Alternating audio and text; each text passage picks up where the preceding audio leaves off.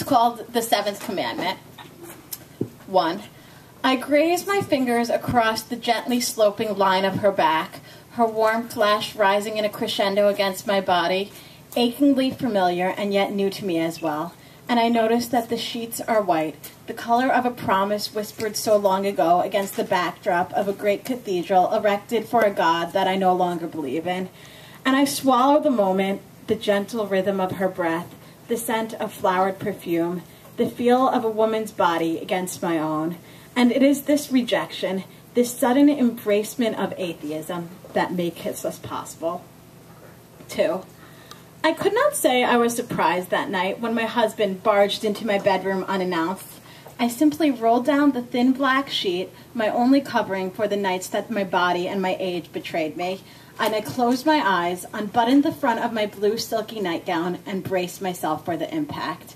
It wasn't that I was no longer in love, but the fact was I was old, I was tired, and perhaps I was a little less in love than I used to be.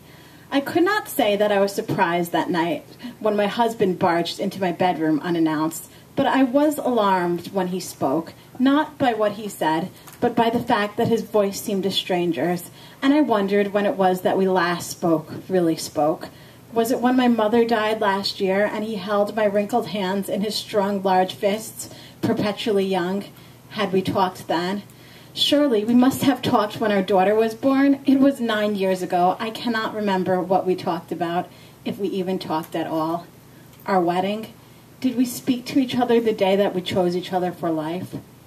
His voice shocked me on the night when his words should have.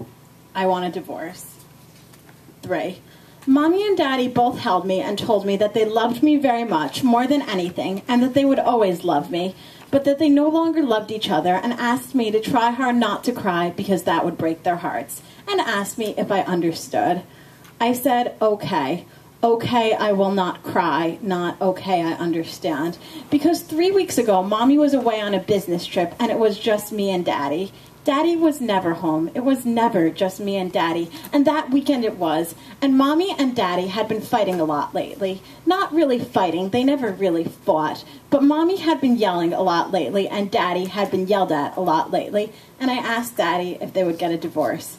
Daddy picked me up. I remember this because he never really did that anymore, now that I was getting bigger and he was getting older. And he told me that he had thought about it, but he loved my Mommy more than anything except for me, and that both he and Mommy were struggling, but they were struggling to make it work, to make life wonderful for me. It wasn't wonderful, but it was my life, and I didn't want it to change. My daddy told me that he had made a promise and that he wouldn't ever break that promise. He wouldn't ever leave my mom. That's what my daddy told me. 3 weeks later, I found out he was a liar. Daddy had always told me to be good to my mom, to go to church, to listen to my teachers. But Daddy wasn't good to my mom, not anymore. And Daddy doesn't go to church, not anymore. But still, my daddy told me that Jesus would always love me. What about my mom, I wondered? Did Jesus still love my mom, even though my daddy didn't anymore? Jesus will always love everyone, my daddy said. But I had just found out that my daddy was a liar. 4.